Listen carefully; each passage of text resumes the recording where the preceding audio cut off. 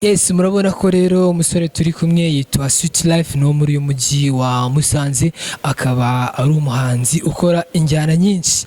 Reka ntatinze agire ukuntu yasuhuza abafana. Twakuvukiyemo tugukuriyemo bereshiwe, ng'abasore n'inkumi bawe ngaba turimo kugutakira batakuzi bereshi, yeah. bereshi yeah, yeah. bereshi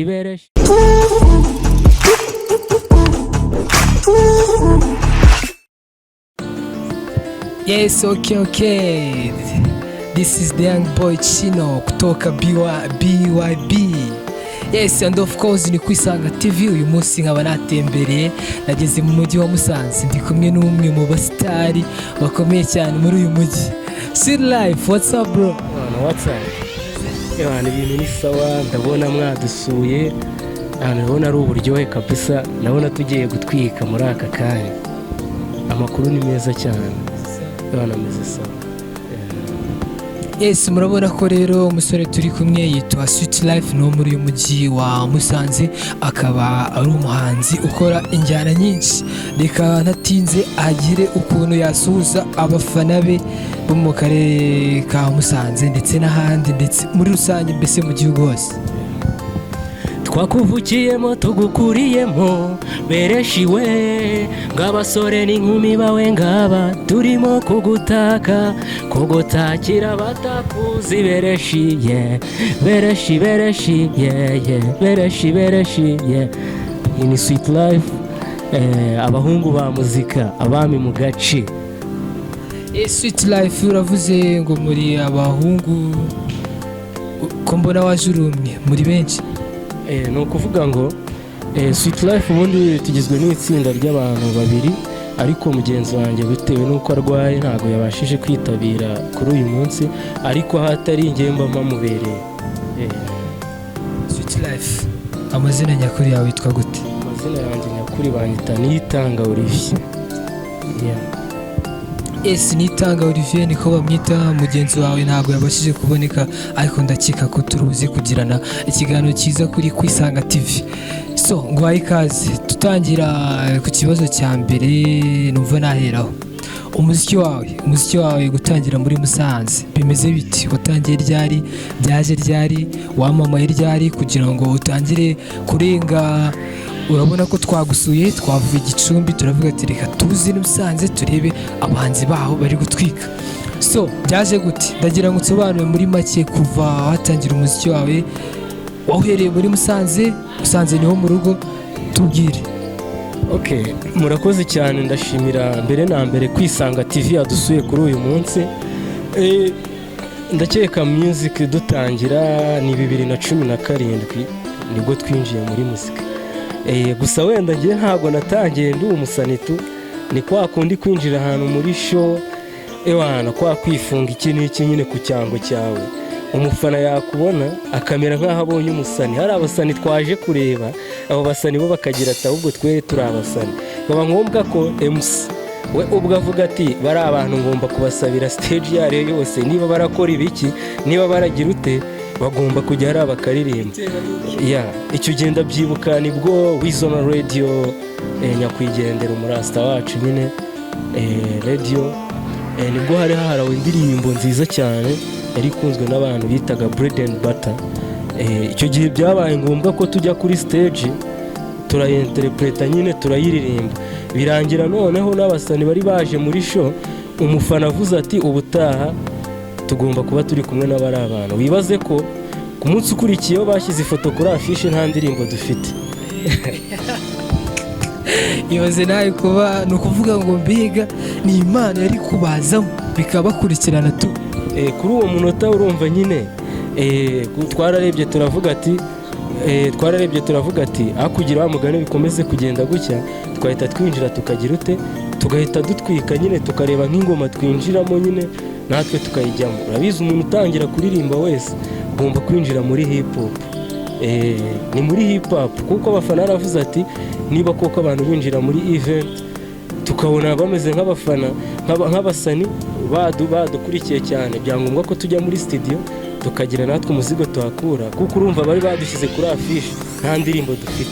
noneho umunsi wa show uri hafi kuba turiyaza tese ahubwo noneho biragenda gute ngo ubwo tujya gukora indirimbo umunsi umwe, umunsi wa show tuza kuyibahereza noneho. So no kuvuga ngo mwafatiye umwanzuro ku gitaramo cyari kibaye mwakijemo bitewe na Luki mwari muri kugaragariza muri icyo gitaramo, biba ngombwa ko babagira inama yo kuba abahanzi. Ni ukuvuga ntabwo batugiriye inama, sibyo, ku giti cyacu byo twarabikundaga bitewe n'uko twari tukiri mu mashuri nyine, ntabwo wajya muri muzika utararangiza ishuri. Byabaye ngombwa ko nyine tuyifatira umwanya nkirangiza segonderi mu wa gatandatu 2015 gutyo, nibwo twari tugishaka kubijyamo. Noneho mu 2017 urumva nibwo twahise tuza nyine dukubita umuzigo wa mbere bita Ibereshi. So Sweet Life ubu mutangiye umuziki mu 2017 mutangira bitunguranye, ni gute kubera iki? Ntabwo mwari abanyamuziki ariko looking yanyu yagaragara nk'abantu b'abarasta, bite ndabona nanjye ko mubona, ndabona uri umwakisi undi musaza uri muri rasita, ko mbona dread idarapo riri hano iki wowe usa nk'abarasta. Kuvuga ngo ubundi ubusanzwe twe kubera umutima tugira twe turi abarasta ku mutima, nawe uri rasta. Rasta ntabwo ari ukuvuga ngo dread, sibyo, abarasta ni benshi, igihugu cyose ni abarasta, sibyo. Mvuze ngo ndi umurasta njyenyine naba nikunze, ahubwo wa mutima tugira w'abarasta nyine wo gukundana niwo utuma mba rasta. Sweet Life tangiye umuziki mu 2017 ku bintu bisa nkaho bitunguranye, mbega gute uwumvishe mbega urumva ko ni ibintu utakoraga ariko bitewe n'ibintu abantu bakubwiraga urasa neza, urasa nk'abahanzi, ugeze no mu kirori cya Good Life cyari cyabereye hano i Musanze, baguhaye stage nta kintu runaka ufite wajya guperforminga. So ibyo bintu nibyo byibuze wavuga ko byagiye bikwespe? Ntabwo ari byo byagiye bintera courage zo gukora, bitewe n'uko ubusanzwe n'ubundi twari tubifite muri gahunda ko tugomba kuba abasani nyine, kubera ko twirirwaga mu masitidiyo turi kumwe n'abasani tujya mu bitaramo, ariko aba-entertainer urumva muri rusange. Bityo rero bibasha ko natwe twafata umwanzuro wo kuvuga ati tugiye kugana muri studio nyine natwe tugiriye icyo tuhakora. Kandi mbere na mbere nyine bitewe n'ibyo twasaruye muri aka kanya, nashimira haba n'umufana wese na buri umwe wese, kubera ko iyo tudakora ntabwo iki gikombe kiba giteretse hano. Ari nayo mpamvu turi hano kuri uyu munsi. Umoje ku gikombe, iki ni igikombe cya Mukirebenezi, iki ni igikombe cya Sweet Life. Ni abahungu babiri ba champion muri uyu mujyi wa Musanze pe, murabona ko igikombe bakigezeho, baragifashe. Musaza ndagira tuganire iby'iki gikombe, bimbwireho. Ndabona aho abaterankunga bakomeye cyane, harimo n'uruganda rukomeye rwa hano i Musanze, ntari buvuge mu buryo bwo kutaruka, mu buryo bwo kwirinda kwamamaza. So Good Sweet Life, ndagira ngo mbwire ubundi iki gikombe nsobanuye ibyaki. Ni ukuvuga ngo iki gikombe mbere na mbere muri rusange ukuri kukibona kugira tugitwara umusa byaratuvunye cyane. Nawe urabizi kuba uhatanye n'abantu 150 bagatwara igikombe bisaba gukora cyane.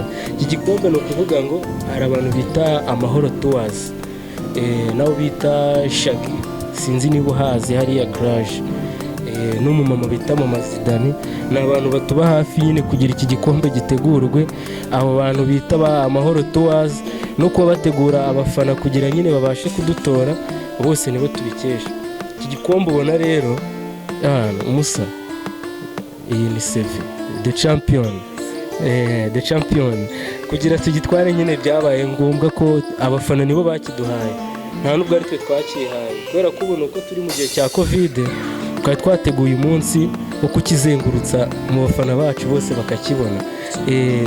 Za Nyamagumba, za Bereshi, mu gihugu hose mbese muri rusange tukagitwika nyine tukakimenaho n'amazi, kubera ko hari n'abafana bari kunyishyuza ati igikombe mwatwaye twabahesheje kigeze he. Hari n'abakecuru batoya bashaje bambwira ati igikombe mwatwaye mugomba kukizana tukagira uburyo tukiriha tukagikoraho, kandi aba ari yamigisha nyine y'abantu bakuru nyine, n'ubutaha bakagusengera ukongera ukagitwara. Sweet Life biragaragara ko muri uyu mujyi wa Musanze mwubatse izina, muraje murahatanye, mubaye champion, mubonye igikombe gifite n'abaterankunga bakomeye, harimo inganda zikomeye nabonye hano nashaka kwamamaza. So muri gukora iki kugira ngo murenge aka karere ka Musanze, mugere no mu tundi turere, by'umwihariko mugere no muri Kigali, kandi byibuze munamamare ku rwego rw'igihugu? Muri gukora iki, amakolabo se, ibitaramo se, tubwire bimeze bite? Urabona muri uyu mwaka ni umwaka twagezemo wagwiriye buri muntu wese utuye isi. Nubona umuntu wicaye agakora video igasohoka, sibyo, uzajya uvuga umusa wakoze. Video nyinshi ubona ni video dukunda kubona zabereye mu mazu, zabereye ahantu ku ruhande, ariko iyo uvuze ukoze video ukajya no ku muhanda, ni imbaraga watakaje. N'umusana utarakoze n'indirimbo muri uyu mwaka njye sinamurengana, kubera ko ni imbogamizi twageze cyane abahanzi, nk'ibintu twari twarateguye ntabwo twabashije kubigeraho, ariko ndakeka Imana niramuka ibigenjeje neza, ibyo dufite byo kugira twongere twegere imbere, tuzakomeza tubikomeze. So uyu nguyu rero Sweet Life, murumva intumbero yabo no gukomeza, bagakomeza kwamamara, bagakomeza mu gihugu hose bakamamara. So Sweet Life uyu munsi rero waje wenyine, muri abasore babiri, biragaragara ko pe, ariko noneho urasa neza, iki Musanze usa nkaho igufashe neza. Ubundi ufininga gute ubusitari bwa Musanze? Umusitari wa Musanze aba ameze gute? Tubwire muri bake. Uguca mu muhanda kwirukaho ni gute? Tubwire. Umuntu ntabwo ari ukuvuga ngo kukwiruka harega, nta muntu ukirukankaho muri iki gihe, buri wese ni ukwikinirize, sibyo?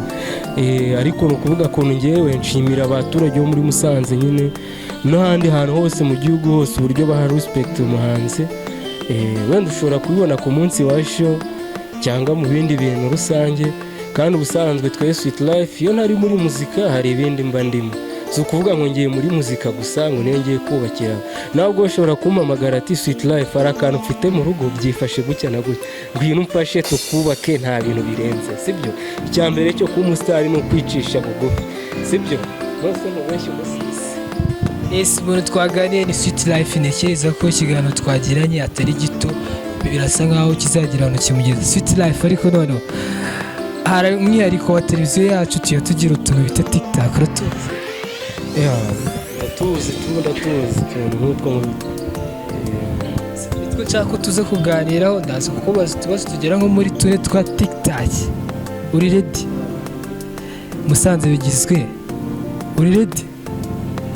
Ijambo Musanze rigizwe n'inyuguti zingahe? Musanze igizwe n'inyuguti 6. Harimo